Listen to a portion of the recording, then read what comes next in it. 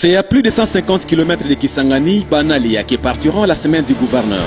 Wale Lufungula Louis-Marie confirme qu'il n'est pas un responsable collé à son bureau, mais un homme de terrain. Arborant son veston rouge aux couleurs de l'office de route, Wale Lufungula Louis-Marie est conscient de la mission lui confiée par les chefs de l'État, celle de veiller à la bonne exécution des travaux de réhabilitation de l'axe routier Kisangani-Banalia, route inscrite dans le programme de 100 jours d'urgence des chefs de l'État Félix-Antoine Tshisekedi Tshilombo. Le gouverneur dont l'ego des travaux manipule cet engin qui menace tous les bourbiers sur cette route.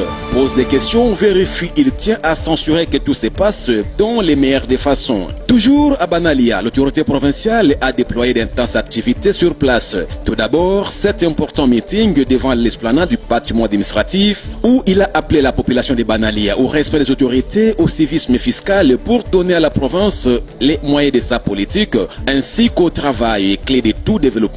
Sur place, l'autorité a aussi visité les bacs de l'office de route qui assure la traversée entre les deux rives de la rivière Aruimi qui se trouve dans un piteux état. La dernière activité réalisée dans ce territoire, c'était les différentes consultations qu'il a eues avec plusieurs couches sociales. Occasion pour chacune d'elles de présenter leurs préoccupations aux peurs de la province Wale Lufungula Louis-Marie. L'information de la semaine, c'était aussi le lancement des travaux de modernisation du boulevard des 30 juin dans son tronçon compris entre Sokimo jusqu'au pont Chopo, long d'à peu près 3 km par le gouvernement de province. Une façon pour lui d'imprimer sa détermination de transformer la ville de Kisangani sous son leadership.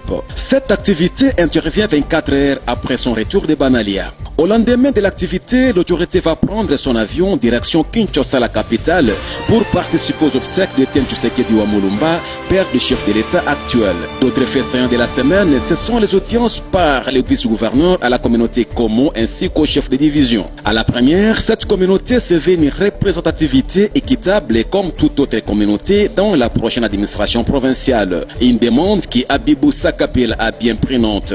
Avec les chefs de division, il a été question de donner à ces animateurs de services de l'État des orientations adéquates sur la gestion de la province en cette période transitoire. Cette semaine du gouverneur s'est achevée par une messe d'action de grâce organisée en mémoire d'Etienne Tshisekedi par les DPS Chopo, où le gouverneur de province a du térim, où le gouverneur de province est à Kinshasa pour la même raison a été représenté par son vice-gouverneur Abibou Sakapela Bin Mungamba Maurice.